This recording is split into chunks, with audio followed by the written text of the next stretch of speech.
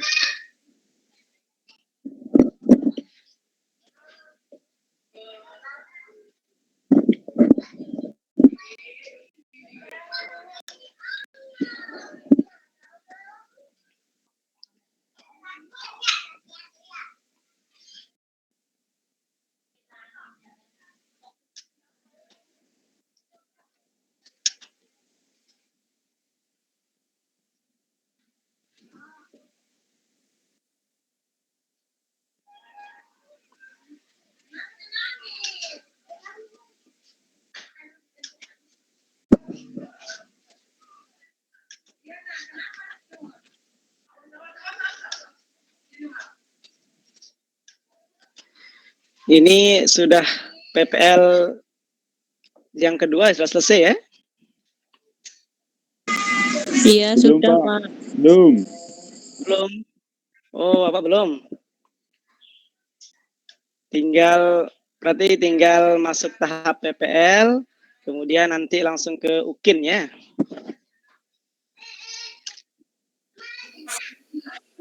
Ya, yang PPL 2 itu sampai hari Kamis kayaknya keseluruhannya terakhir. Hari Kamis selesai nggih, hari Kamis selesai. Karena nanti yang langsung UKIN nanti palingan untuk UP-nya agak ditunda dulu deh kayaknya. Karena UP itu akan menunggu nanti untuk yang IPG yang tahap 2, 3 gitu. Nanti akan barengan sama yang tahap 2 dan 3. Nggih. Ya. Katanya untuk yang tahap 2 ini agak lama ya. Sama sih nanti dia selesainya. Kan yang sekarang tahap 2 sedang ada perangkat pembelajaran hari ini. Yang tahap 2. Masih perangkat, nanti kan PPL dia juga 1 bulan, ya tunggu sekitar bulan Desember kalau tidak salah UP-nya tuh, kemungkinan gitu. Sedikit mau nanya Pak Akram, untuk apa namanya UKIN-nya itu apakah kita harus praktek lagi atau memang boleh kita pakai perangkat yang PPL ini Pak Akram? Jadi untuk UKIN terutama di UNRAM ya, di UNRAM itu dia harus menggunakan perangkat yang baru, kemudian video pembelajaran yang baru. Begitu. Pak Akram. Oke. Karena begini dia, kalau waktu UKIN itu kan nanti kita akan melampirkan prolog lah nanti kita akan menampilkan kartu ujian, ada nanti kita akan dikasih apa namanya name tag itu, ada apa namanya kartu nama, nanti di print sendiri, nanti itu yang kita gunakan untuk UKIN.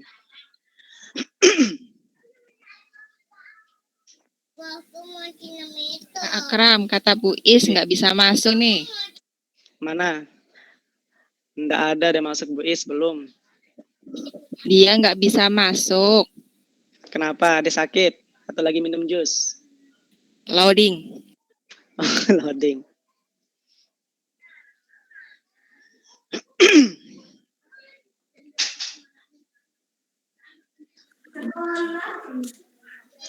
Lumayan kita nih ada 21 orang. Pak Akram. Nggih. Untuk apa namanya? Kan nanti di UKIN itu kan ada yang diminta untuk sertifikat.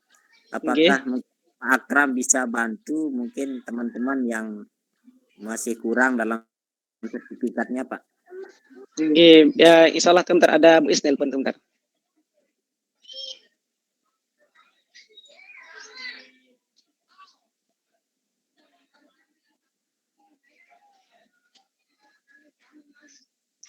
Halo?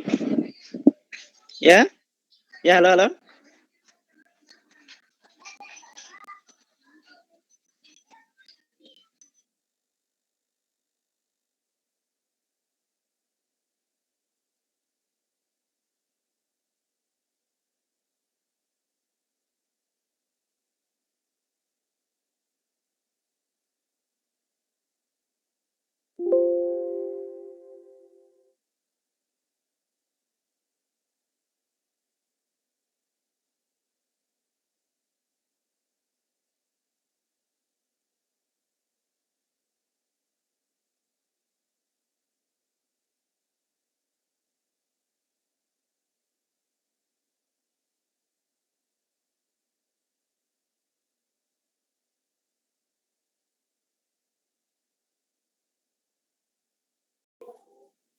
Tes 1 2, apakah kedengaran? Oh iya, ada Pak. Kedengaran, Pak. Hai Bu Vera. Halo Bu Desi, hayu atuh. Kita hayu. Ayo, Pak. Ampun. Nah, Baru ketemu lagi Bu Vera. iya, tapi mukanya nggak kelihatan ya ampun. Semuanya Iya. cuma ini doang. Bu Desi nyanyi dulu, Bu Desi. Bahaya kalau nyanyi nanti tidur. Enggak Bu, joget bareng. Bu Desi jadi nyanyi ya? Nyanyi apa Pak? Bu Desi itu ceritanya gimana kok jadi disuruh nyanyi terus Bu Desi? Nggak tahu Bu Vera, itu Pak Bapak tidak tahu. Suaranya kemerduan ya. Yang merdu itu. Terlalu.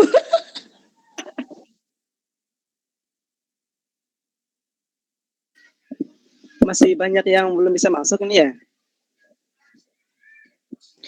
Iya Pak, katanya belum bisa masuk. Belum bisa masuk. Kita sudah 24 nih. Masih bisa kok kayaknya. Bisa muat.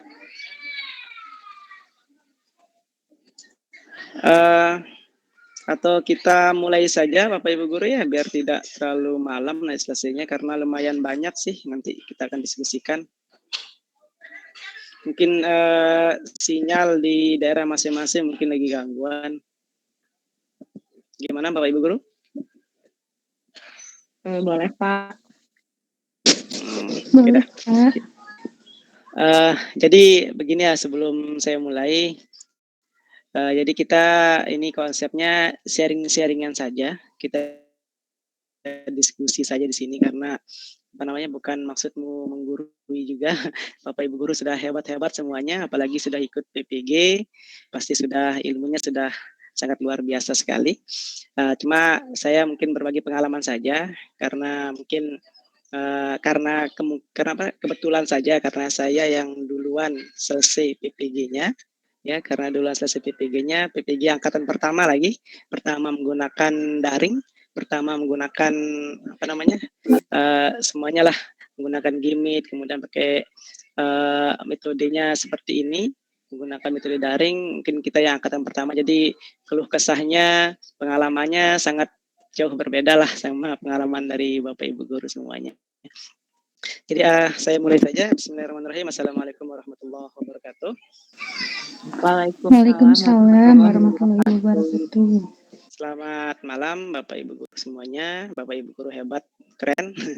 Jadi di sini saya sedikit kita berdiskusi membahas segala permasalahan, sebenarnya bukan hanya UP saja, segala permasalahan yang terkait masalah PPG, bagaimana harusnya, dan terutama Bapak Ibu Guru yang di LPTK Universitas Mataram mungkin sudah familiar gitu ya dengan bagaimana konsep, dosen, mekanisme dan lain sebagainya. Yang jelas Bapak Ibu Guru tidak perlu khawatir, itu intinya pertama. Tidak perlu khawatir tentang nilai-nilai yang ada di LMS maupun bagaimana dosen mengajar yang ada di UNRAM. Yang pertama, nilai di LMS itu sebenarnya tidak menentukan kelulusan yang Bapak Ibu hadapi nanti untuk di PPG ini, itu yang pertama. Yang kedua, masalah dosen-dosen yang ada di UNRAM, insya Allah Bapak Ibu Guru sudah berada di tangan yang tepat lah bahasanya gitu. Insya Allah akan dipermudah segala urusannya. Nanti juga UNRAM akan mengadakan ada tryout yang insya Allah bisa membantu Bapak Ibu Guru dalam menyelesaikan soal-soal UP-nya nanti. Karena yang menentukan untuk PPG ini, untuk kelulusannya itu di UP. UP itu sangat menentukan, karena UP itu ibaratnya garis finishnya lah, garis finish. Tapi Bapak Ibu Guru juga jangan khawatir, kalaupun tidak lulus UP, nah ini tapi semoga sih bisa lulus semuanya ya. Kalaupun tidak lulus UP, itu nanti ada retaker. Ada retaker, ada ujian UP ulang, ujian sampai 2 sampai 3 kali UP itu masih bisa mengikuti retaker. Saya juga teman kelas saya yang kemarin bulan Agustus malahnya, bulan Agustus itu dia ikut retaker yang terakhir, yang retaker yang ketiga. Diikut alhamdulillah kemarin sudah lulus. Jadi alhamdulillah semua sekarang di Undram 100% lulus semuanya. Nah, jadi akan diusahakan seperti itu Bapak Ibu Guru. Walaupun nanti untuk yang retaker 2, 3-nya itu berbayar, tapi untuk UP yang pertama itu gratis. Untuk UP yang kedua, ketiga dan selanjutnya itu akan berbayar dia. Nggak banyak, sekitar kemarin teman saya bayar cuma 300.000 untuk yang retaker. Oke, jadi untuk pembahasan UP kita ini intinya banyak-banyak berlatih Bapak Ibu Guru ya, banyak-banyak berlatih, banyak-banyak lihat-lihat soal. Dan sini saya izin screen layar ya. Ada kita bahas soal UP yang pernah saya hadapi sebelumnya. Ini pesan dari teman-teman juga sih, mungkin kita tidak mengakhiri sekarang untuk pembahasannya, mungkin nanti kita akan agendakan untuk UP selanjutnya atau diskusi-diskusi selanjutnya sampai pelaksanaan UP itu terlaksana gitu. Di sini saya berbagi pengalaman saja Bapak Ibu Guru. Mungkin sudah melihat ya untuk soal yang saya bagikan di grup. Sebentar. Screen layarnya kelihatan enggak? Belum ya? Belum, Pak. Kelihatan. Nah, ini sudah kelihatan ya? Udah. Oke. Jadi untuk ini kita akan bahas soal contohnya. Belum, Pak, belum. Oke, tunggu sebentar. Masih loading nih. Lebay itu siapa, Pak? Ada mungkin temannya Bu Is mungkin. Lebay itu Pak. panggilan Bu Is itu. Nah, di sini saya ini.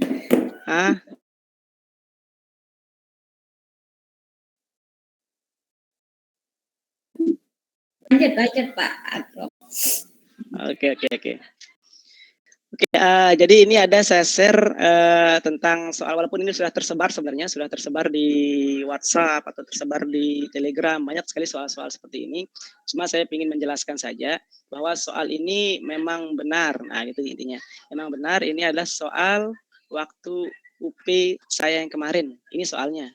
Dan soal ini pun keluar lagi saat pretest kemarin. Mungkin Bapak Ibu Guru ada yang mendapatkan soal seperti ini ya.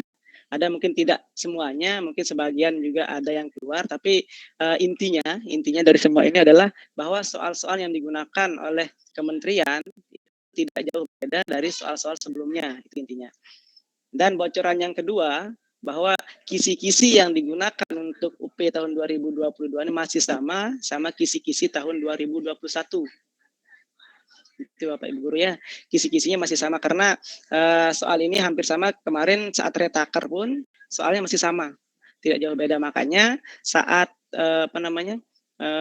pretest kemarin kita kan tidak dikasih untuk screenshot dan sebagainya. Ini memang ada bocoran seperti ini. Nanti Bapak Ibu Guru ini tidak perlu di share lah ke yang lain, atau mungkin kalau memang udah ada yang share atau diskusi kita ini jangan direkam lah nanti biar tidak ada kecolongan kita sama yang lain. Jadi intinya bahwa kebanyakan emang soal-soalnya ini mengacu kepada pedagogik Bapak Ibu Guru. Mengacu kepada pedagogik, bagaimana cara Bapak Ibu Guru mendesain pembelajaran atau menggunakan teori-teori yang digunakan seperti apa, dan sedikit sekali soal tentang keprofesionalitasnya, tentang tentang mata pelajarannya sih gitu. Kayak saya kemarin soal untuk matematika itu cuma 3 soal saya Bapak Ibu. Jadi untuk soal yang di UP itu jumlah soalnya itu ada 120 soal. Kemudian soal matematikanya cuma 3 soal. Kebanyakan emang soal tentang pedagogik dan bahasa Indonesia. Bahasa Indonesia banyak sekali tentang kalimat-kalimat, kemudian cara mana yang disebut dengan kalimat aktif, tidak aktif, seperti itulah. Ada yang intinya yang profesional itu, yang mata pelajaran kayak IPA, IPS, matematika, yang PKN itu cukup cuma 25% dari 100% soal. Yang 75%-nya tentang pedagogik semuanya.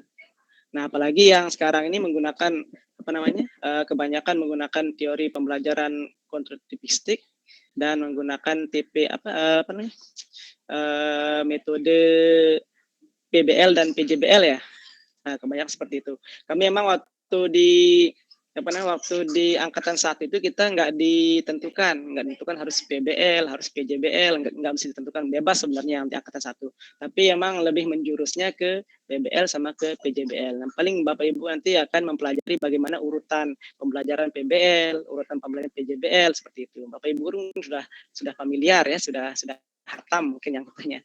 Nah, selanjutnya kita diskusi saja Bapak Ibu guru ya, kira-kira yang ingin dibahas, yang ingin kita perdalam lagi, mungkin nanti tentang latihan-latihan soal seperti ini. Ini ada soal, saya buka saja soal tentang yang mana ya?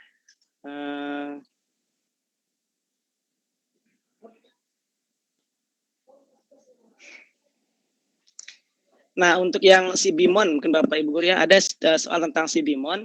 Itu yang mengadakan itu ada IGD Gunayase dari Bali. Itu kita berbayar sekitar 300.000 untuk mengikuti ini, ikuti tryout-nya. 300.000 untuk bayar tryout-nya, tapi alhamdulillah saya sudah dapat soalnya, bisa Bapak Ibu guru share, bisa Bapak Ibu guru pelajari. Itu memang sedikit tidak, soalnya itu emang membantu kita dalam menjawab soal, walaupun tidak semuanya keluar, tapi dia mengacu pada kisi-kisi soal, seperti ini bentuk kisi-kisi. Yang penting kita pelajari kisi-kisinya, kira-kira soalnya seperti apa, itu yang akan keluar. Contoh kayak ini sangat lengkap sekali Bapak Ibu guru yang ini. Ada kisi-kisinya dan bentuk soalnya seperti apa. Sebentar.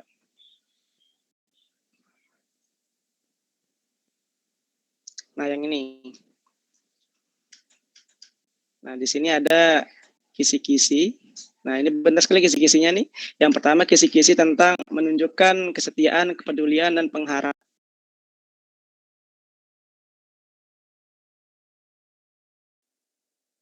yang tinggi terhadap bangsa. Ini soal tentang nasionalisme. Ya, tentang bagaimana mungkin Bapak Ibu guru mengajarkan di kelas itu tentang menyanyi Indonesia Raya atau mengenalkan sikap nasionalisme yang ada di kelas, itu bagaimana caranya, itu sudah mungkin bisa lah Bapak Ibu guru ya, untuk soal tentang nasionalisme seperti ini. Contoh soalnya ada juga seperti ini contoh soalnya. X adalah guru di salah satu SD favorit, kemudian seperti ini. Sebenarnya kita membahas soalnya harusnya Bapak Ibu guru sudah baca soal, kira mana yang perlu atau mana yang perlu kita diskusikan seperti itu. Dan yang paling penting sebenarnya trik atau cara kita biar bisa lulus, yang pertama itu mungkin sudah disampaikan di Unram ya. Bapak Ibu guru harus menginstal exam rosternya, sudah diinstal semua Bapak ya? Sudah. Nah, nanti hampir samalah mekanismenya seperti saat pretest kemarin seperti itu. Yang jelas harus steril dari semuanya.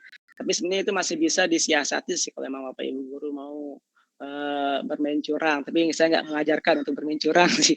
Cuma Bapak Ibu sendiri yang mengatur bagaimana tekniknya supaya Bapak Ibu guru lebih memahami lah soal-soalnya. Ada kemarin bocoran dari teman saya. Teman saya ini emang curang, cerita pengalaman saja. Dia menggunakan meja, tapi mejanya itu dia pakai taplak meja, dan temannya itu sembunyi di bawah kolong meja. Seperti itu. Tinggal dia nanti membacakan soalnya dengan keras, seperti misalnya dalam perjalanan menuju sekolah, pemerintah di perempatan Anda melihat teman SMA mengendarai motor, mungkin dia lebih memahami teori. Kalau soal seperti ini mungkin dia bisa pakai nalar, tapi ada soal-soal yang kayak teori-teori atau yang butuh pemahaman, dia baca keras, temannya di bawah itu mencari search di Google. Nanti dia akan menjawab, ABC-nya dibacakan, tinggal dijawab. Seperti itu sih trik-trik saja Bapak Ibu guru, cara dia mengerjakan. Tapi kalau yang soal-soal yang sifatnya nalar, yang kayak pedagogi dan sebagainya, mungkin bisa dicari sendiri. Tapi untuk soal-soal yang bentuknya pemahaman atau yang sudah ada jawabannya seperti itu perlu emang belajar lebih giat lagi seperti itu Bapak Ibu guru ya. Oke, kira-kira kita bahas soal satu persatu begitu atau bagaimana Bapak Ibu guru maunya? Kita sharing-sharing saja. Besok pun di Unram nanti Bapak Ibu guru akan dikasih tryout ya, tryoutnya. Nanti soal yang akan dikirim bersama tokennya, nanti Bapak Ibu guru akan menjawab. Nanti ada nilai yang keluar, paling nanti akan dibahas. Kalau saya di angkatan pertama kemarin soalnya nggak dibahas, tapi angkatan sekarang kayaknya dibahas nanti sama Unram seperti itu pemahaman. Bagaimana Bapak Ibu Guru, ada pertanyaan? Pak Akram, Inggih. karena kan biasanya kalau pakai chat itu kan nanti kita akan ada waktunya untuk pengerjaannya. Itu Inggih, triknya betul. Pak Akram. Triknya baik. Untuk pengerjaan soal menggunakan chat, itu kan berbasis waktu ya. Jadi nanti Bapak Ibu Guru kalau menurut pengalaman saya sih lebih baik menjawab soal-soal yang mudah dulu. Kan di situ ada nanti seperti ini. Ada pilihannya. Bentar, seperti ini.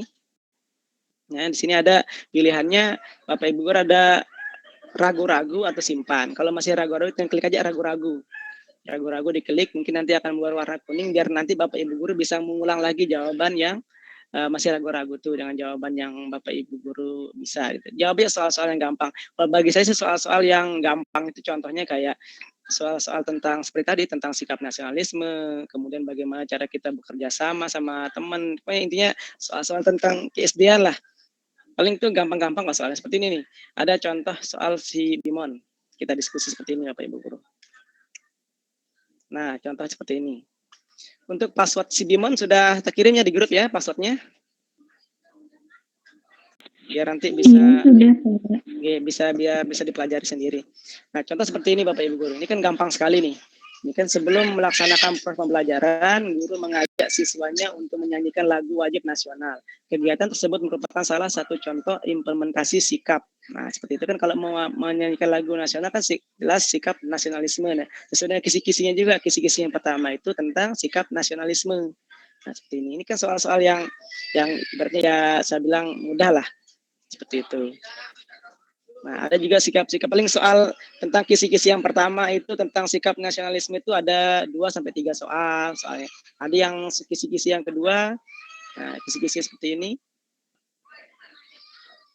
Nah, ini kan materi nih tentang kelihatan ya? Kelihatan. Oke. Nah, seperti ini. Yang materi pokoknya tentang sikap cinta tanah air atau sikap nasionalisme itu untuk topik yang pertama, bukan Pak Topik ya. Kemudian yang ketiga itu ada sikap patriotisme.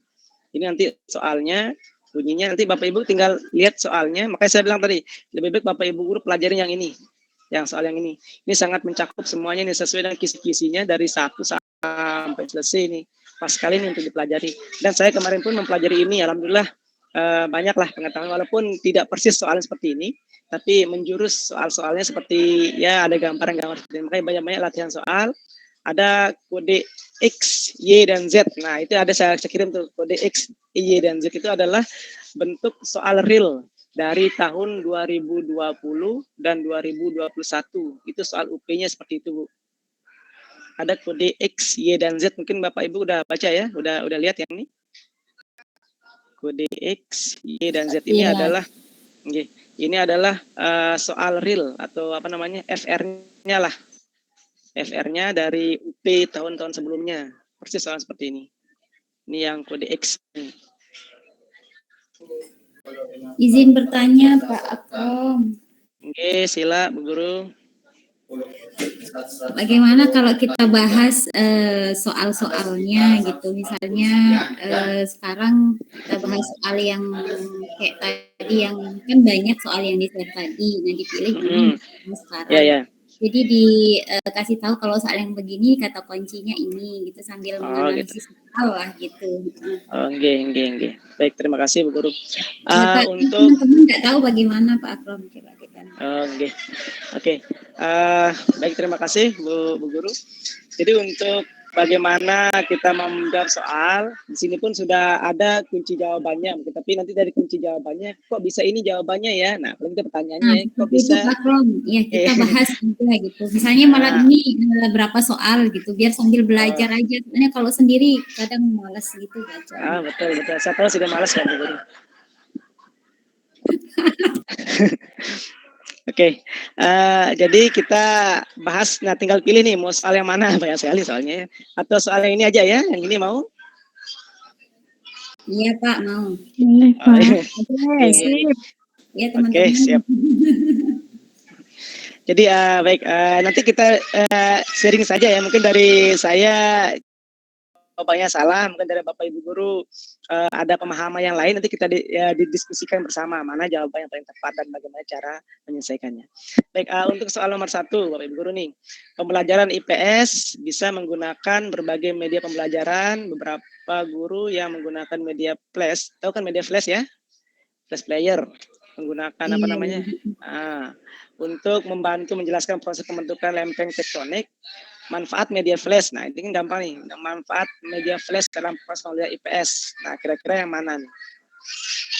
A. Memperluas akses pembelajaran. B. Membuat pembelajaran lebih menyenangkan. C. Memungkinkan terjadinya interaksi antara pembelajaran dengan materi yang sedang dipelajari. D. Meningkatkan kualitas pembelajaran. Atau D. Membantu memvisualisasikan ide-ide abstrak. Menurut Bapak Ibu guru yang mana? Walaupun ini udah dijawab E sih. Kira-kira menurut gambaran dari Bapak Ibu guru yang mana? Kalau, nah ini cara memahaminya Sudah ya. betul, Kita, Pak. Ya? Udah yang E apa ya? Kenapa Ibu jawab yang E? Soalnya kan kalau misalkan yang apa membantu menjelaskan proses tumbukan lempeng tektonik itu kita nggak bisa langsung gitu, Pak. Jadi Betul. pakai yang media flash membantu memvisualisasikan ide-ide yang abstrak gitu. Betul. Jadi media flash itu kan dia gambar bergerak, Bapak Ibu guru ya, gambar bergerak. Jadi kita bisa memvisualisasikan, contoh kayak lempeng tektonik kan bagaimana patahannya kan, bagaimana gempanya. Jadi bisa divisualisasikan lewat gambar. Apalagi ini untuk pembelajaran IPS. Pasti nanti di SD terutama di kelas 4, 5 dan 6. Nah, kita apakah kalau memperluas akses pembelajaran kayaknya kurang lah masakan. Tapi emang untuk yang media flash itu untuk bisa memvisualisasikan. Nah, seperti itu. Betul Bapak Ibu ya. Jadi jawabannya tuh E, udah betul. Nah, yang ini. Ini coba soalnya kemarin nih.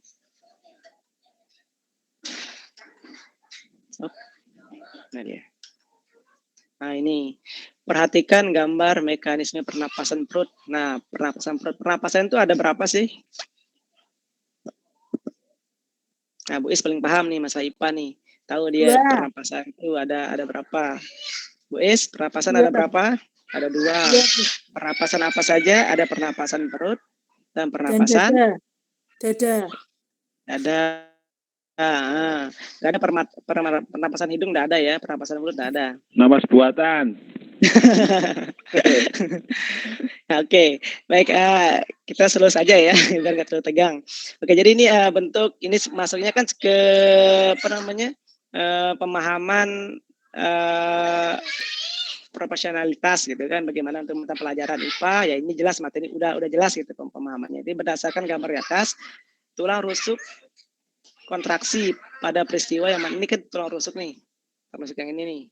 Ini berkontraksi akan mengakibatkan pernapasan perut. Pernapasan seperti apa?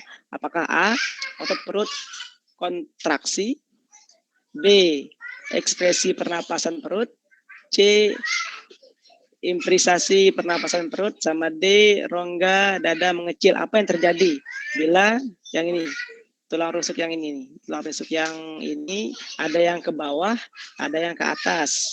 Ini dibilang diafragma menarik ke bawah, ini diafragma mengendor. Yang ini nih, ada garis hitam.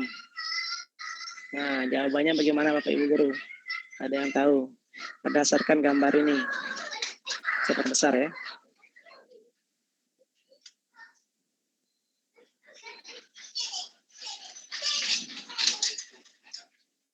Apa yang terjadi dari pernapasan perut ini kan pernapasan perut. Nah, perhatikan mekanisme pernapasan perut berikut. Ini udara masuk, udara keluar. Kalau udara masuk, jelas tiap paru-paru kita akan menaik, akan kendor lah bahasa ini, akan naik ke bawah seperti ini. Kalau napas kita keluar, maka dia akan mengendor.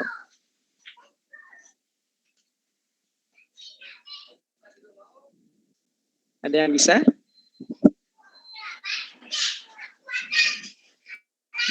Ini bisa buka Google sebenarnya Google ya. Di Google banyak ini.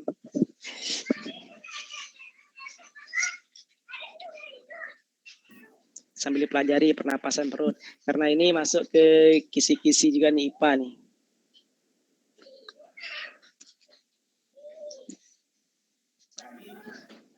Bagaimana? Mungkin kita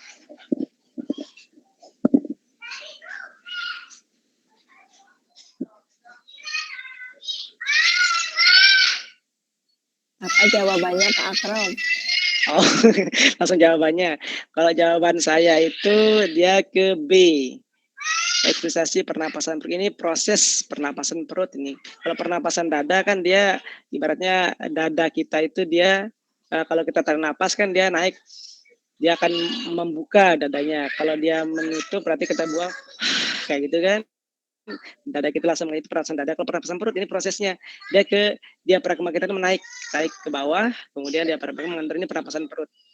Ada ekspirasi lah namanya, ekspirasi pernapasan perut. Nanti bisa mungkin dicari di Google ya, ada banyak di Google tuh tentang bagaimana pernapasan perut dan pernapasan dada. Itu dipelajari juga lah, pernapasan perut dan pernapasan dada. Oke, kita lanjut. Oke, kita lanjut ke soal selanjutnya. Nah, ini mungkin bisa nih pakai logika nih. Ini kasus corona di Indonesia telah hampir melumpuhkan kegiatan ekonomi masyarakat. Sejak pemerintah menerapkan berbagai kebijakan seperti work from home, pembatasan wilayah, penutupan berbagai tempat publik seperti tempat wisata, banyak perusahaan dan perkantoran yang meliburkan pegawainya. Para pengusaha UMKM juga bahkan ada yang memutihkan karyawannya atau di PHK sebagai antisipasi dampak penutupan usaha dalam waktu yang belum ditentukan. Kondisi yang demikian melanggar norma. Nah, norma apa ini? Ini kan udah jauh norma kesusilaan, ada keluarga, kesopanan, hukum agama. Kira-kira kalau yang dalam konteks PHK itu masuk melanggar norma apa?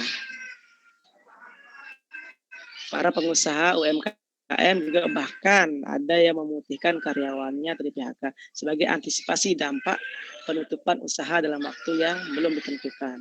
Ini kira-kira dia masuk pelanggaran apa?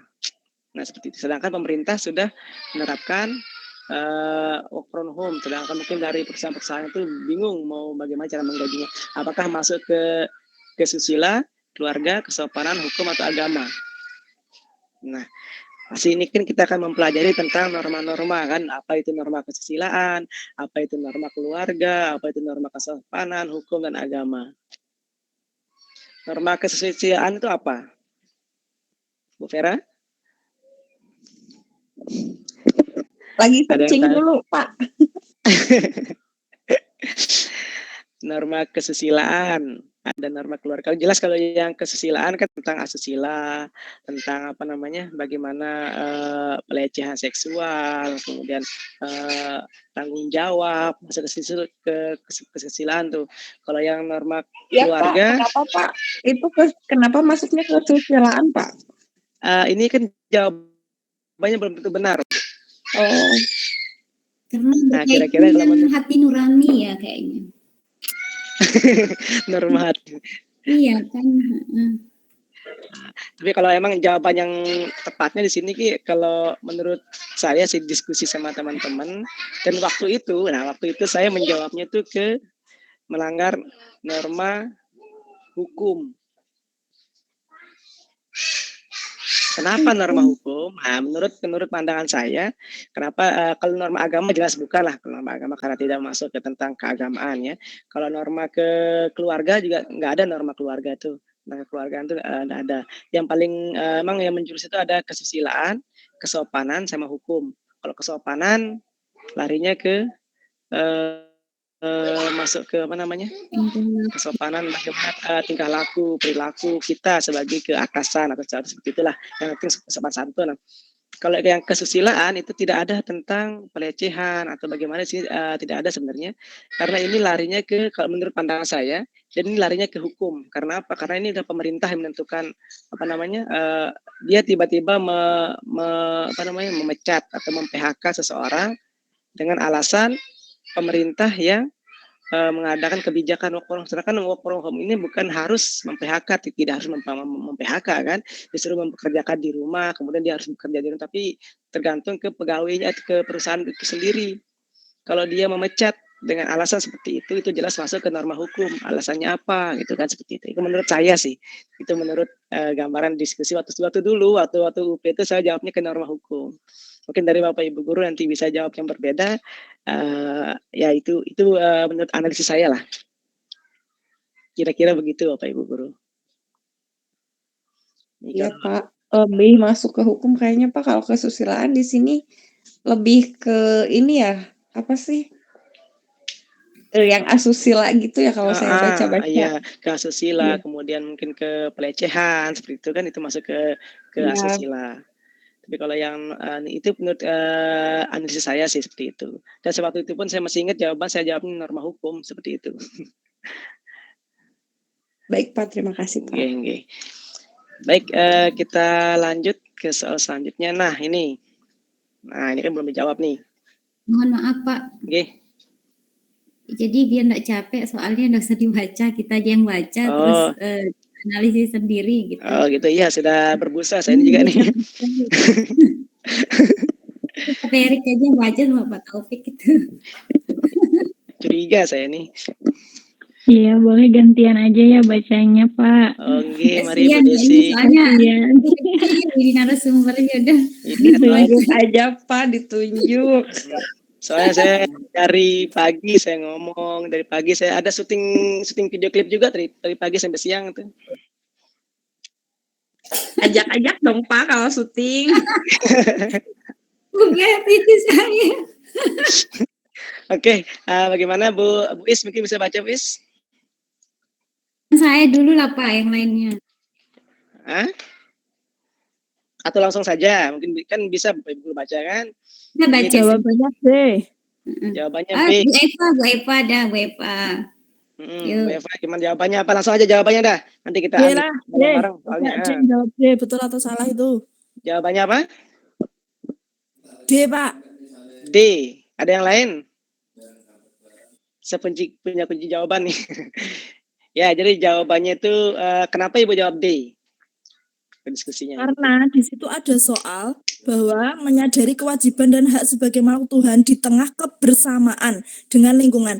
Jadi untuk mengabstrakan itu, kita sebagai guru menampilkan video yang berisi tentang ritual perkawinan dari berbagai daerah. Pon.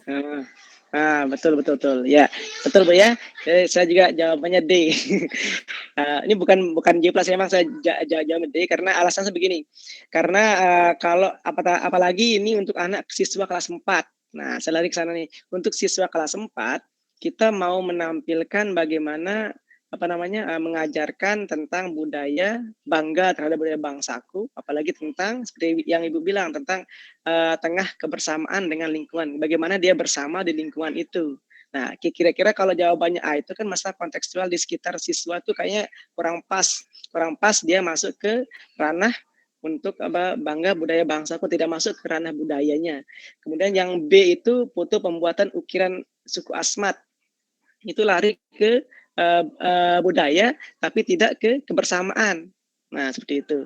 Yang C juga gambar tradisi Ngaben masih menjurus ke satu budaya saja, tidak mengenalkan berbagai budaya. Tapi kalau yang D, kita bisa menampilkan ada videonya orang perkawinan di daerah ini, atau kayak di Lombok mungkin ada kayak orang nyongkolan.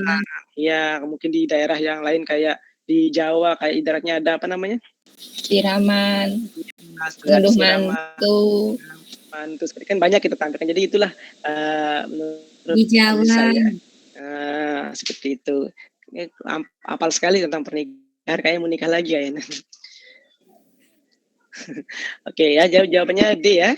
Ritual perkawinan berbagai daerah melalui video. Atau khusus untuk yang kelas 4, apalagi sekarang metode pembelajaran kita harus harus ada TPACK-nya. Nah, TPACK itu sudah menjurus ke sini. Ritual melalui menyaksikan video, bisa lewat YouTube atau mungkin video yang sudah disiapkan. Oke, kita lanjut.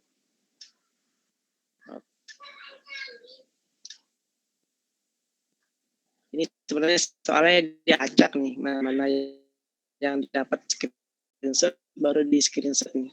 Soalnya nomor ke-33 langsung. Kalimat yang menunjukkan kaidah kalimat yang tepat. Nah, ini sering keluar nih, banyak sekali soal tentang kaidah-kaidah kalimat. Saya kemarin tuh yang bahasa ada sekitar 10 soal tentang yang ini. Banyak sekali tentang menyusun kalimat. Kira-kira jawabannya apa?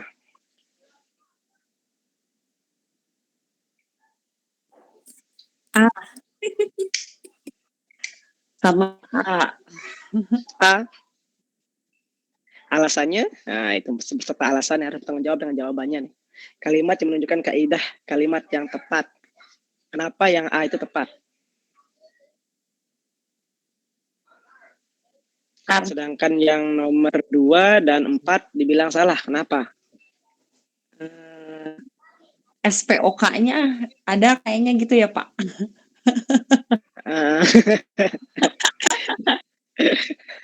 Nggak apa-apa dijawab seperti itu juga nggak. Yang penting alasannya tepat. Nanti kita diskusi sama teman lain yang siapa tahu punya alasan lain kan. Nah inilah kita diskusi seperti ini yang seru sebenarnya biar saling memahami kan.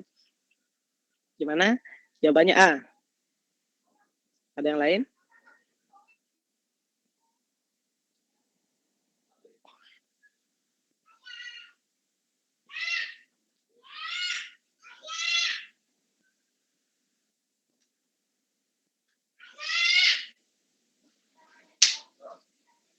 Untuk menjawab soal UP itu sebenarnya satu soal itu dikasih waktu 2 menit.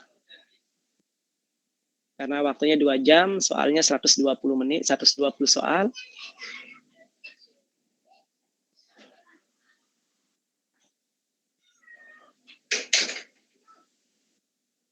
Gimana? Kaidah kalimat yang tepat.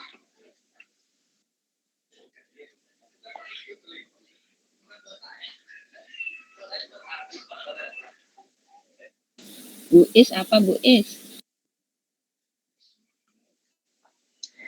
Nah, ini juga teknik dalam menjawab soal seperti ini Bapak Ibu guru ya. Ini ada teknik dalam menjawab soal seperti ini. Ada 2 teknik sebenarnya untuk menjawab soal-soal seperti ini, menjawab soal UP lah.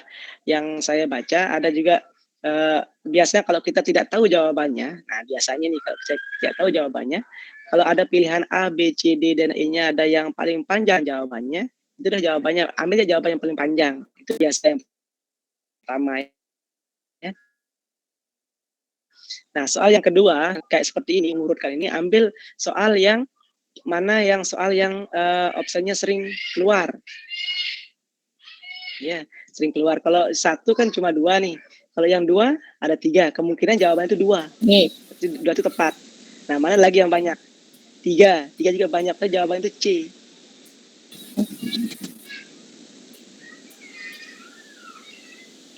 Oh, nah, gitu seperti ya, itu Pak cara ya. menjawab teknik menjawab soal seperti ini seperti ini.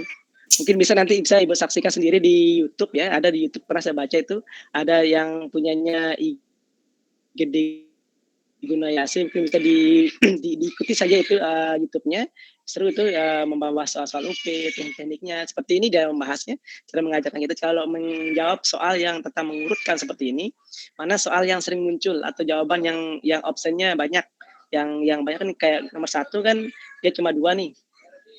Kalau emang kita tidak tahu jawabannya loh, tapi kalau kita tahu jawabannya ya nggak apa-apa, jawab yang kita tahu gitu kan. Tapi kalau emang kita bingung nih jawabannya seperti ini, seperti itu cara menjawab mana option yang banyak dan sering keluar. Nah, ini bisa jawabannya itu bisa ke yang C. Karena 2 itu hampir 3 kali keluar, yang 3 juga 3 kali keluar. Nah, seperti itu jawabannya C. Kemungkinan seperti itu. Itu teknik saja sih kalau menjawab soal. Triknya begitu. Kalau tidak tahu jawabannya. Jadi kalau tahu jawabannya, ya monggo gitu. Tapi kalau saya sih bener C kayaknya. Kalau menurut pemahaman. Karena apakah teman-teman termasuk yang suka, itu termasuk kalimat tanya kan. Dan betul juga ada kalimat tanyanya gitu kan. Ada tanda tanyanya. Itu memang udah jawabannya tepat. Kayak yang nomor 2. Tinggal kita cari pasangan yang nomor 2 ini mana lagi yang paling tepat antara 1, 3, atau 4. Nah, Kalau gitu. kalimat itu Pak, Kalau yang maksudnya sama 1 itu teh saling berhubungan yang kalimat 1, 2, 3, 4-nya gitu Pak? Tidak ada berhubungan kan di sini Bang, Oh, kaidah. gitu ya. Kita menganalisis mana kaidah kalimat yang tepat, bukan menghubungkan, bukan mengurutkan. Jadi ini kan kita dari keempat kalimat ini kira-kira mana yang kaidah penulisan kalimatnya yang tepat. Karena ada yang salah nih, contohnya kayak nomor 4 kayak salah nih. Seperti yang dilakukan orang Jepang, teman-teman, kok ada tanda tanya? Itu kan jelas nggak ada kalimat tanya, nggak ada apa kok ada tanda tanya di sana. Ada tanda tanya lah, itu bukan kaidah kalimat yang tepat nomor 4 kan. Otomatis yang nomor D dan E tereliminasi gitu kan. Yang D dan E tereliminasi. Tinggal yang nomor jelas juga yang nomor 1 tereliminasi yang A. Karena jawaban itu 2 antara B atau C. Nah, seperti itu cara menjawab soal seperti ini Bapak Ibu Guru. Nah, tinggal kita analisis sekarang yang jawaban nomor 1 sama nomor 3. Mana kira-kira yang tepat? Nah, gitu. Kalau yang nomor 3, ada juga orang yang suka makan mie kuah dengan cara diserumput sampai bunyi nyaring serup. Nah, kayaknya ini bagus kalimat, tapi ada titiknya banyak sekali tuh, ada titiknya 3 itu. Tidak ada dalam kaidah penulisan itu pakai tanda titik-titik itu ada 3 seperti itu, ada serup, titik-titik, tanda seru. Kan itu dalam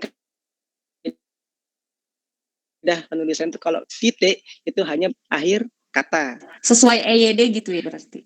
Betul, sesuai EYD. Kaidah kalimat kan penulisan kaidah itu harus sesuai dengan EYD. Huruf besarnya, huruf kecilnya, koma, titik, tanda seru, tanda tanya dan sebagainya. Gitu. Ya Pak. Jadi lagi. Oke. Itu jawabannya itu C ya. Ini karena menurut dari analisis, walaupun kita tidak tahu jawabannya, kita lihat dari optionnya mana yang paling sering itu ya kayak yang C gitu kan. Setelah kita analisis ternyata oh ya ternyata benar yang C. Nah, itu biasanya orang yang membuat soal itu ini sekedar bocoran sih supaya nanti, tapi Bapak Ibu Guru jangan nanti menyerbu saya ya. Kebetulan saya punya ada teman orang pusat nanti yang dalam pembuatan soal UPT, insya Allah nanti kalau ada diskusi nanti saya coba untuk hubungin teman itu yang mengurus LMS PPG yang dari kementerian, ada saya punya teman di sana. Kemudian juga tahun kemarin saya dapat bocoran dari dia juga sih bagaimana soal-soalnya yang keluar, kisi-kisinya dan sebagainya. Insya Allah nanti kalau kita ada waktu kita diskusi lagi membahas soal-soal seperti ini, tapi jangan serbu saya ya nanti tanya dan sebagainya. Nanti saya kita diskusi lagi lah seperti ini. Yes. Ya. Sekedar bocoran Keluar saja. rahasianya Pak. Jangan terlalu terbuka Pak. Nanti ditembak. Sama orang undang lagi ditembak. Aduh, sudah jangan diungkit-ungkit lagi. Ya, lanjut Pak, lanjut. Oke. Baik. Oke, ini ada soal nomor 35. Oh. Soal di bawah dia. Kita mau diskusi sampai jam berapa nih? Sampai ngantuk, Pak. Ada yang sampai jam ngantuk, Masya Allah. Oke. Baik, nomor 35. Mungkin kita bahas seperti katanya Bu Is itu mungkin 10 soal dulu, besok 10 kita soal. Baca sendiri, Pak. Nah, kita bahas mungkin untuk malam ini 10 soal, mungkin besok kita kalau ada waktu kita jadwalkan lagi malam Minggu, kayak katanya Bu Is jangan malam Jumat katanya. Bahaya. Iya, Malam Jumat. Tiap malam Pak. Nah, nanti kita boleh. Oke. Malam Minggu, malam Sabtu bisa lah nanti kita diskusikan. Kan sudah pada nikah semua ya. Jadi malam Minggu tuh urusan keluarga lah. Kalau mau jalan-jalan ya silahkan, tidak jadi masalah. Nomor 35. Untuk memberikan ilustrasi bahwa wilayah Indonesia terdiri. Jangan dibaca Pak. Oh ya.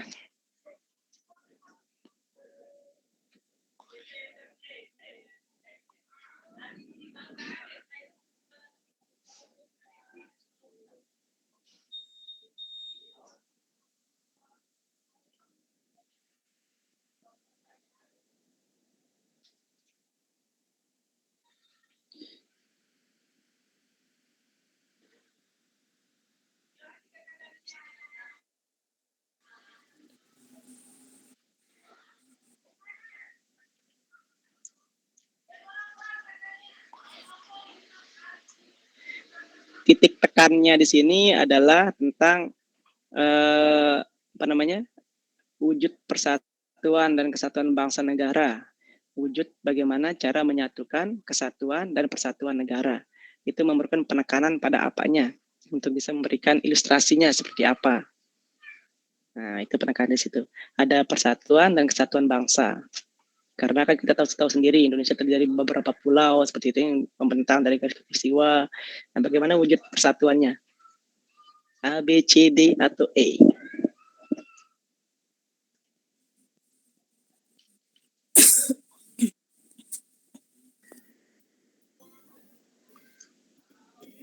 Apa ya?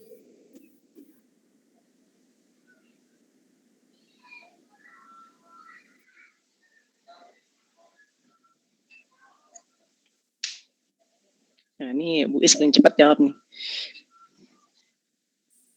Pak Ferik mungkin ya. Pak Taufik, mana Pak Taufik? Keluar ya.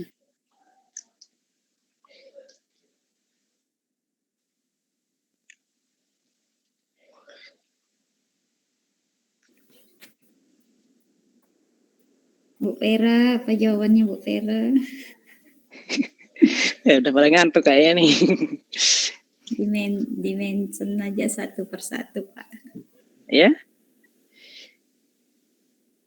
Oke, yang A kira-kira nih. Yang A memberikan ada tentang wujud persatuan dan kesatuan bangsa secara merata nih, secara merata supaya apa yang perlu penekanannya di sini tentang persatuan. Coba kita analisis sama-sama ya. Yang A, memberikan kesempatan kepada putra-putra, dia bilang ini kan bukan putra-putri ini, putra-putra daerah memilih pendidikan yang bermutu di seluruh wilayah Indonesia. Yang B, membangun infrastruktur yang seimbang antara pusat dan daerah sehingga masyarakat sejahtera. Ini program Jokowi. C, memberikan kesempatan kepada tokoh-tokoh agama dan adat untuk membina persatuan dan kesatuan bangsa. D, pola kehidupan bersama masyarakat maritim Indonesia yang sanggup memanfaatkan kekayaan alam. E, kemajuan pendidikan yang merata untuk semua pulau agar masyarakat dapat menikmati hasil pembangunan.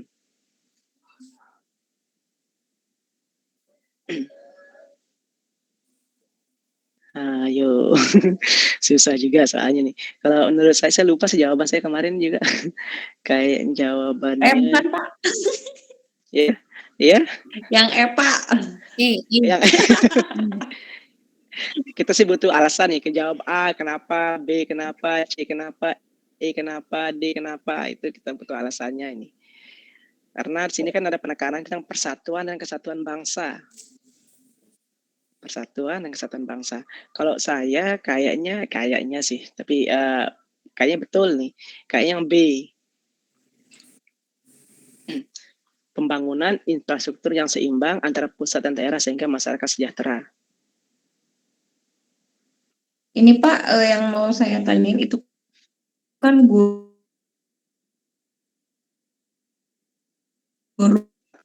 perlu kanan pada mengajarkan tentang apa sih? Oh iya. Mengasih tahu ilmu apa sih tentang persatuan dan kesatuan bangsa. Kira-kira lewat persatuan dan kesatuan bangsa itu bisa terjalin, bisa terlaksana melalui apa? Melalui kegiatannya antara kelima ini. Kira-kira kalau guru tuh menjelaskan tentang ini, kira-kira anak tuh paham bahwa persatuan dan kesatuan bangsa itu terjalin harmonis di Indonesia. Bisa juga yang C kan, seperti itu. Kesempatan kepada tokoh-tokoh agama dan adat untuk membina persatuan bangsa, seperti itu. Nah, ada kata persatuan dan kesatuannya juga sih itu kan. Tapi tokoh agamanya itu yang spesifik gitu. Tokoh agamanya spesifik. Ini nggak bisa kan? Atau yang E, kemajuan. Kalau yang ini gimana?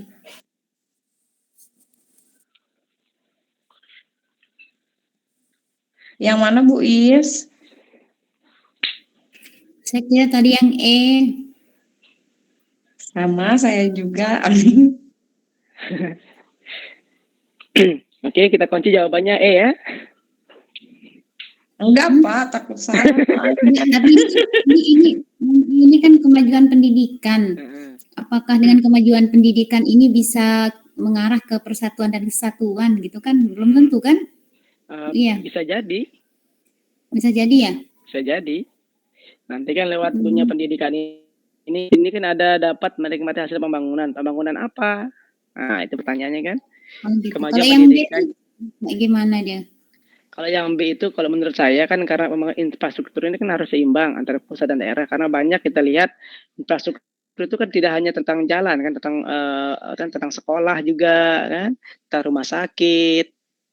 Agar rumah sakit ini tentang persatuan juga. Bagaimana supaya terjalinlah bagaimana antara pusat, daerah maupun antara daerah itu bisa berkomunikasi dengan lancar. Persatuan dengan mungkin lewat jalan yang bagus itu bisa nanti antara daerah yang terisolir dengan daerah yang maju bisa berinteraksi dengan lancar seperti itu. Itu menurut pemahaman saya sih. Kan Ya, menjalin persatuan juga. Oke Pak jawabannya ya Bu Vera ya. Kalau yang A gimana Pak? Yang A. Nah, kalau yang A memberikan kesempatan kepada putra-putra daerah memilih pendidikan yang berbeda. Jadi kalau menurut saya ini emang agak menjurus sih. Bisa jadilah bahasa itu kan bisa jadi. Karena gini Pak, itu kan yang ditanyakan guru perlu memberikan penekanan pada itu kan konteksnya guru maksudnya loh. Guru perlu memberikan penekanan pada berarti kalau yang A gimana Pak? Kalau yang A guru perlu memberikan penekanan pada memberikan kesempatan kepada putra-putra daerah memilih pendidikan yang bermutu di seluruh Indonesia. Bisa jadi Pak, karena tapi kita lihat dari sistem pendidikan kita yang sekarang, apalagi menggunakan sistem zonasi kan. Ya Pak, jadi nggak bisa milih yang jauh. Nggak bisa milih yang jauh, nggak bisa keluar daerah dan sebagainya. Itu emang larinya ke menurut pemahaman masing-masing larinya Pak gitu. Kalau Bapak menjawab A itu pun bisa jadi benar, bisa jadi salah. Termasuk saya juga yang B itu bisa jadi benar, bisa jadi salah. Tapi pemahaman saya seperti itu. Nah, jadi nanti bagaimana untuk penjawab itu kembali ke masing-masing gitu. Intinya diskusi mana kita ambil suara terbanyak dengan alasan yang masuk akal. Kira-kira dari Bapak Ibu guru yang lain jawab yang A, angkat tangan.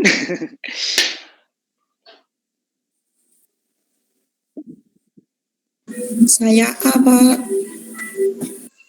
Ya. Kenapa Bu Sulika?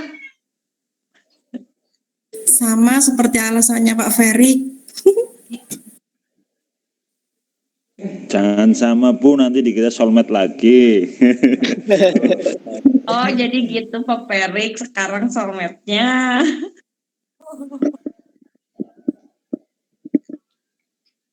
Wah, ternyata Pak Ferry ini idola kayaknya. Pak Rusadi ada di sini ya. Coba kita dengar suaranya Pak Rusadi dulu. Iya, panggil Bu Is, panggil.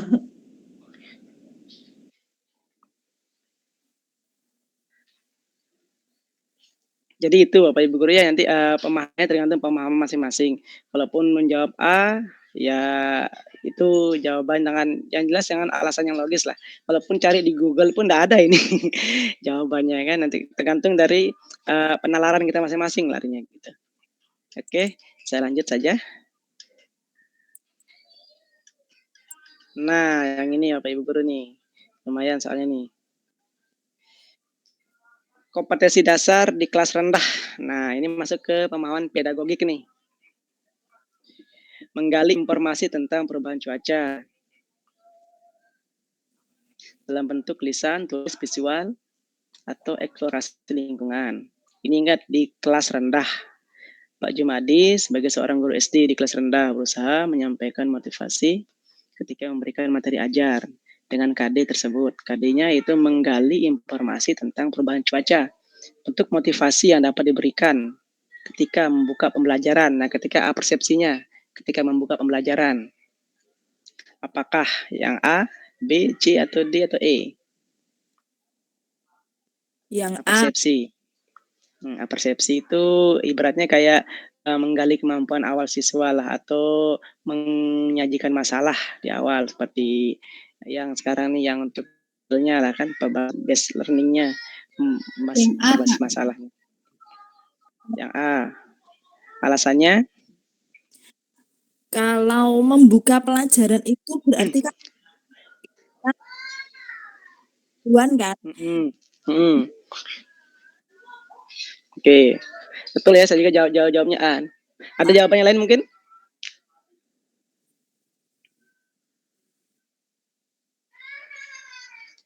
Ada jawaban lain? A ya, kita kunci A ya. Karena pemahaman saya atau analisis saya tentang di sini ada kata membuka pembelajaran, apalagi di kelas rendah. Itu membuka pembelajaran tentang perubahan cuaca. Kita bisa menggali kemampuan awal siswa atau persepsi dengan menayangkan video dulu seperti ini kan. Mungkin nanti dari menayangkan video peristiwa banjir ini apalagi tentang cuaca. Kalau yang B memberikan penugasan kan nggak masuk akal, masa baru mulai pembelajaran langsung tugas kan, nggak masuk akal. Yang C membagikan tugas, apalagi tugas lagi. Belum memulai pembelajaran langsung kasih tugas kelas rendah, bingung dia. Yang D menyimpulkan jenis cuaca, belum udah menyimpulkan cuaca, belum menyampaikan materinya sudah menyimpulkan cuaca, tidak masuk akal juga. Yang E memberikan tugas, apalagi tugas lagi. Nah, paling pas itu yang A, betul Bapak Ibu ya. Jadi menampilkan video peristiwa banjir di suatu tempat akibat penambangan liar. Kan nanti dari sini kan menimbul lah pertanyaan-pertanyaan. Jadi permasalahan yang disampaikan oleh guru untuk membuka pembelajaran ini kan bentuk motivasi diberikan ketika membuka pembelajaran. Jadi jawaban yang tepat tuh A. Kayaknya nggak ada yang lain kayaknya. Ya kita sepakat ya, Pak Ibu ya. Jawabannya A ya. Ya. Oke, gampang lah seperti ini. Nah, ini kelihatan enggak soalnya? Agak buram ya? Nggak jelas, Pak. Nggak jelas ya, saya baca saja nih. Di SD Pisang Kipas Medan. Nah, ini orang Medan nih. Bu Deva yang mengajar siswa kelas 3 dengan materi subtema 3 tentang kewajiban dan hakku dalam bertetangga. Akan melibatkan siswa menganalisis masalah-masalah real dalam kehidupan nyata atau autentik, bersifat tidak tentu, terbuka dan apa dia bilang tuh? Terbuka dan apa dia bilang? Terbuka dan mendesain siswa agar siswa berperilaku kritis untuk memecahkannya.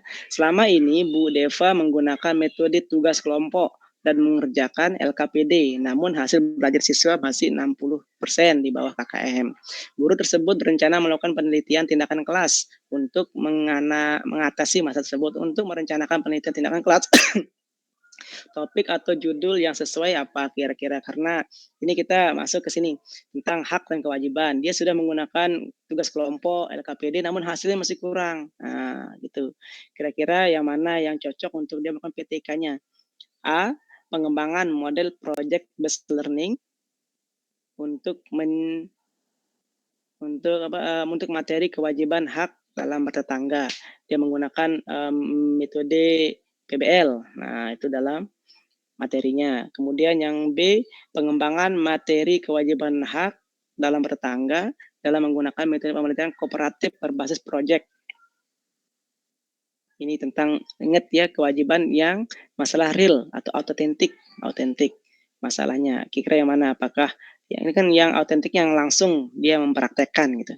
Yang C, pengaruh model pemecahan masalah terhadap aktivitas dan hasil belajar siswa kelas 3 di SD Pisang Kipas Medan. Yang D, peningkatan prestasi belajar dengan menggunakan model inquiry. Yang E, penerapan model pembelajaran masalah untuk meningkatkan aktivitas dan hasil belajar siswa. Nah, kira-kira yang mana Bapak Ibu Guru? Ingat teknik belajar yang kedua? Teknik mengerjakan soal yang kedua? Paling panjang jawabannya. Iya betul Ibu ya. Dan jawabannya memang B. Kenapa yang B? Karena ini kan tentang masalah real. Dia kan harus membuat proyek, entah dia dengan wawancara, kan seperti itu. Tentang tetangganya bagaimana. Itu kan dia menyampaikan tentang tema tentang kewajiban dan hak dalam bertetangga. Melibatkan siswa menganalisis masalah. Jadi kan udah menganalisis, kemudian dia memecahkan masalah, itu masuk ke proyeknya lah. kooperatif berbasis project. Mungkin dia kerjasama ke kelompok juga kan, dia kelompok, kemudian dia pergi ke suatu tetangganya atau suatu daerah untuk bertanya apa sih kewajiban tetangga seperti apa. Kayaknya saya jawab juga yang B. Kalau yang A itu masih PBL, jadi dia cuma menyampaikan permasalahan. Jadi siswanya kan masih kurang sini kalau dia hanya menyampaikan masalah, masih sama ada materi tentang ini kerja kelompok sama LKPD. Itu sih pemahaman saya seperti itu.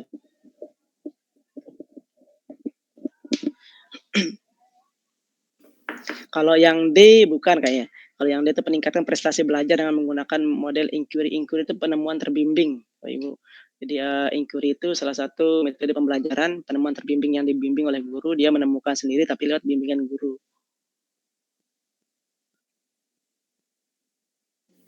Ya, lanjut Pak. Oke, lanjut. Berapa soal lagi nih kira-kira? Satu soal lagi ya, biar besok kita bahas lagi lebih rinci. Ini dah lagi sekali nih. Soal yang terakhir untuk malam ini gitu. Soal 40 nih. Dibaca Bu Is. Baca dalam hati Pak. Seorang guru peneliti menyampaikan apa yang telah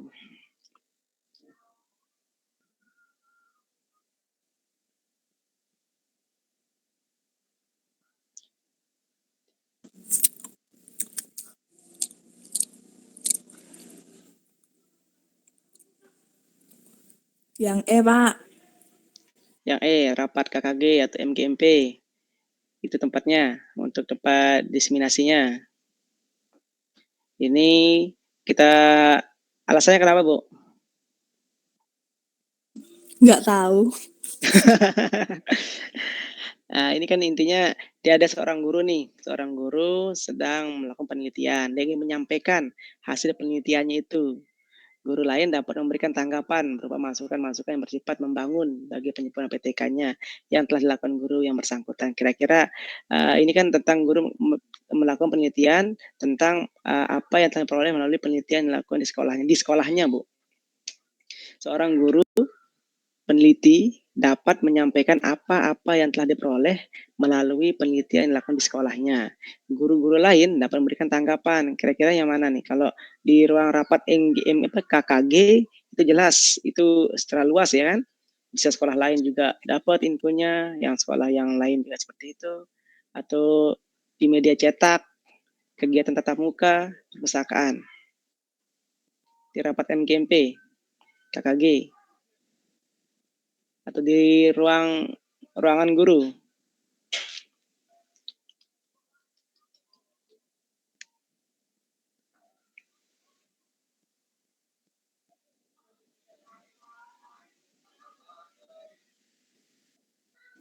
Kalau menurut saya juga ini dia masuknya ke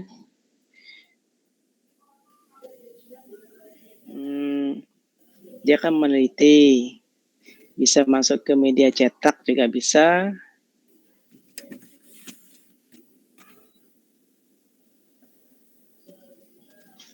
Di rapat KKG bisa jadi. Kalau kegiatan tatap muka, kayaknya tatap muka ini ke siswa nggak cocok. Kalau perpustakaan bisa jadi karena dia sudah menghasilkan PTK, ya kan?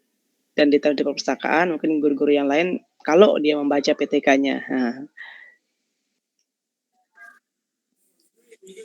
bisa jadi yang B atau yang E nih.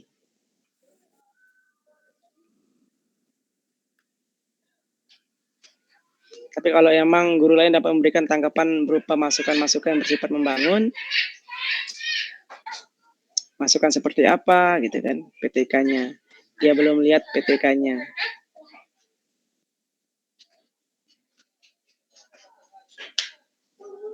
Bagaimana jawabannya?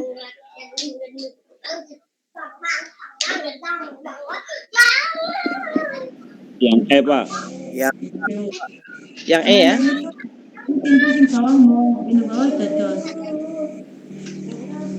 Yang E ya.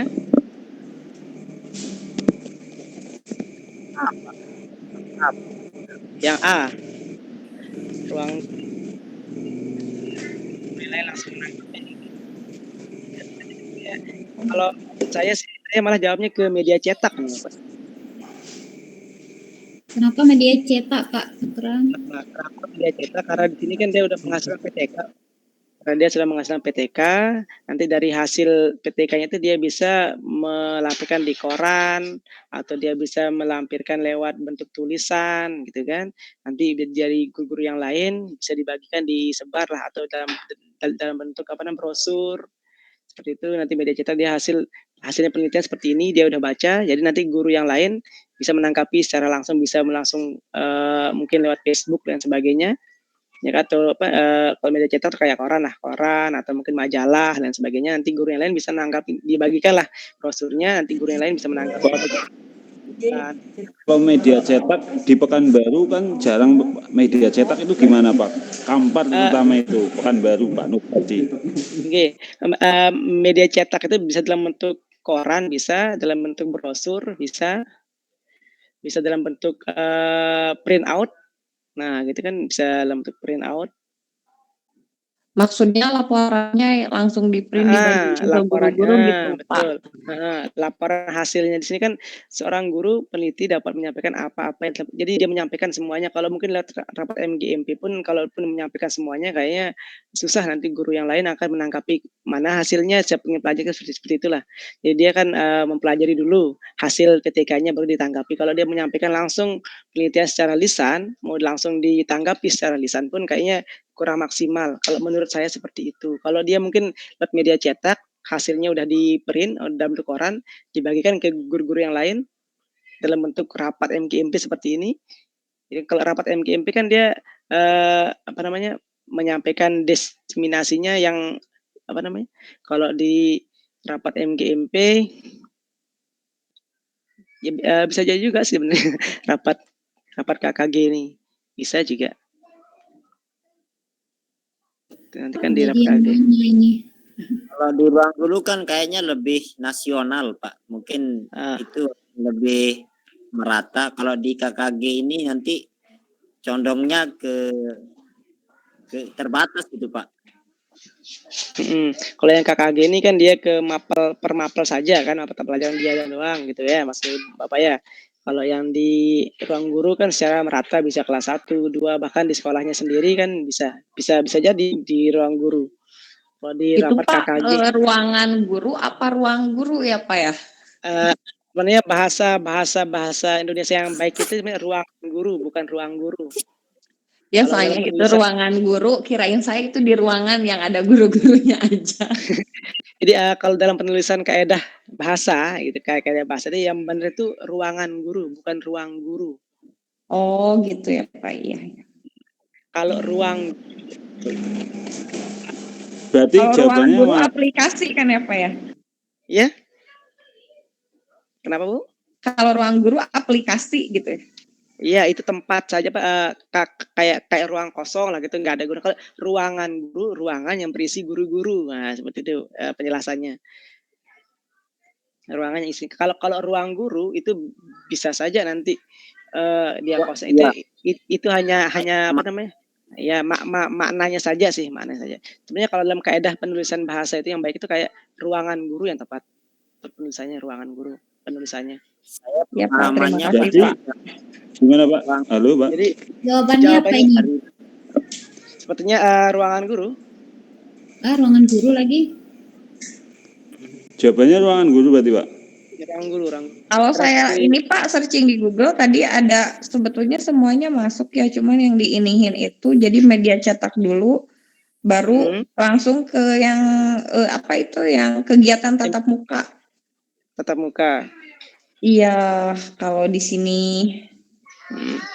Ya sih kalau menurut saya sih emang tadi itu bilang media cetak, tapi saya terpengaruh tadi emang kalau media cetak kan bisa saya disampaikan di ruangan guru atau di kegiatan rapat KKG. Kalau media cetak itu kalau yang media cetak itu dasarnya semua nanti kalau kita ke ruangan guru atau kegiatan tatap muka atau KKG pasti memerlukan media cetak itu. Itu maksudnya. Ya, Pak. Ya kan? Kalau udah dicetak mungkin datanya lebih valid, semuanya bisa dipelajarin menyeluruh gitu ya Pak ya? Oke, lebih lengkap. Itu pun kalau mau dijawab A, itu pasti nanti akan melampirkan media cetak kan. Kalaupun mau jawab yang E, juga pasti akan melampirkan media cetak. Begitu pun perpustakaan, pasti akan melampirkan media cetak. Jadi ujungnya ya media cetak seperti itu. Iya, Oke, Pak. Nah, seperti itu. Makanya tadi kalau di rapat KKG juga bisa jadi karena nanti kan dia akan melampirkan media cetak juga, tapi kan nggak dijelaskan di sini rapat KKG apakah dia melampirkan media cetak atau tidak. Tapi lebih tepatnya sih media cetak seperti itu. Di ruangan guru pun dia akan melampirkan media cetak. Oke, sampai di sini Bapak Ibu Guru ada yang perlu ditanyakan mungkin atau kita diskusikan kembali. Ini waktu sudah jam 9:30. Waktu Indonesia bagian tengah. Ada perlu didiskusikan lagi? Sebenarnya masih banyak nih soal-soal yang perlu kita diskusikan, tapi insya Allah dalam waktu dekat ini kita persiapkan untuk UKIN dulu Bapak Ibu, sembari kita belajar UP, ya, sembari kita belajar UP, nanti kita seling-selingin dulu juga untuk UKIN-nya. Nah ini sedikit saya jelasin masalah UKIN ya Bapak Ibu ya, boleh ya? Ini kita stop dulu ya. Iya Pak. Ya, nanti bisa dibaca-baca, kita diskusikan kembali. Untuk UKIN Bapak Ibu Guru ya, jadi untuk UKIN mungkin sudah dijelaskan sebelumnya sama dosen-dosen di Untrap, sudah pernah jelaskan nggak? Belum detail. Belum detail, oke. Jadi untuk UKIN itu sendiri itu hampir sama kayak tahun kemarin, masih menggunakan 6 komponen Bapak Ibu Guru ya, 6 komponen UKIN. Yang pertama itu kayak media yang sudah dipublikasikan, nanti ada nilai masing-masing. Tapi di sini saya tekankan Bapak Ibu Guru ya, yang nilainya paling banyak itu di proses pembelajaran atau di video pembelajaran yang Bapak Ibu Guru upload. Yang untuk yang ke 5 komponen yang lain itu hanya pendukung saja. Tapi yang untuk yang paling realnya yang akan disaksikan oleh dosen itu adalah yang akan dinilainya banyak itu di proses video pembelajaran, itu dimantapkan saja di video pembelajaran.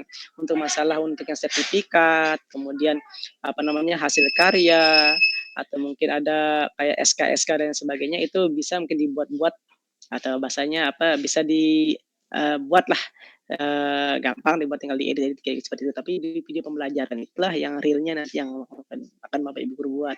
Itu tempat yang seriusnya lah mengerjakannya gitu. Tapi kalau yang untuk yang sertifikat dan sebagainya, kalau emang mau dikerjakan, yang jelas semuanya itu minimal ada ke-upload lah, entah 1 atau 2 terserah, yang penting ada ke-upload. Yang jelas untuk sertifikat itu yang sebelum pelaksanaan PPG ini itu yang 2 tahun terakhir yang perlu diupload. Jangan sertifikat yang tahun 2013, 2014 diupload ya enggak bisa. Nah, sertifikat minimal tahun 2020, 2021 lah sertifikatnya. Iya Pak. Oke. Itu untuk UKIN. Nanti saya jelaskan juga bagaimana untuk ada punya untuk screenshotnya, bagaimana model UKIN-nya. Yang jelas nanti Bapak Ibu akan membuat kata-kata. Nah, untuk kata-katanya nanti saya kasih ya. Nanti saya share juga di grup kita itu. Nanti untuk bagaimana menyusun kata-kata untuk UKIN-nya, biar Bapak Ibu Guru nggak perlu mengarang bebas. Ada kata-kata bagaimana untuk kalimat-kalimatnya lah. Untuk membuat komponen-komponen UKIN-nya ada seperti nanti saya share grup. Oke, Bapak Ibu Guru, ada lagi pertanyaan sebelum kita akhiri?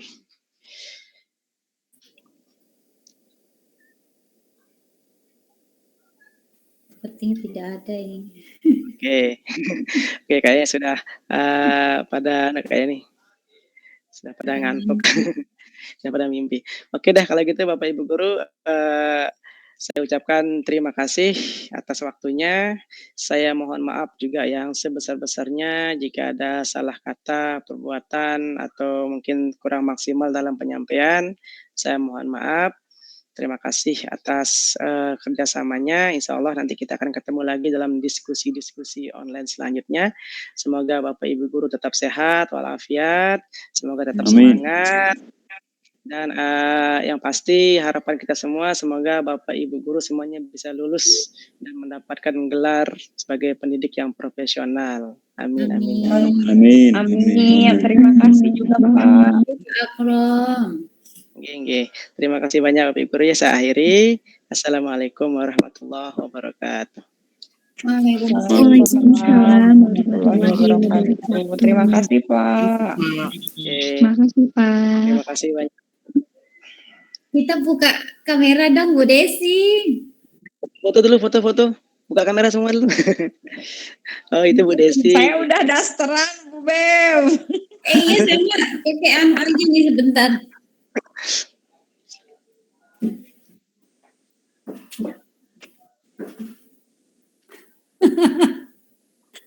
Oh, itu Pak Ferry. Wah, gagah Pak Ferry, ternyata pantesan sih idola. Bener saya gitu. Saya nggak nyebut si Dewis.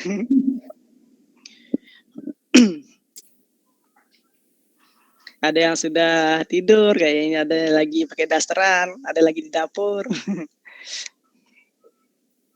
Kalau Bu Deli itu dia lagi. Terima kasih ya Pak. Iya, sama-sama Pak. Semoga sehat selalu.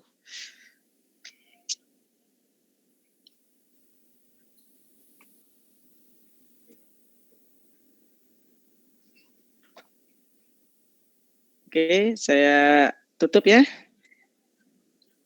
Bapak Ibu, terima kasih. Iya Pak. Istirahat.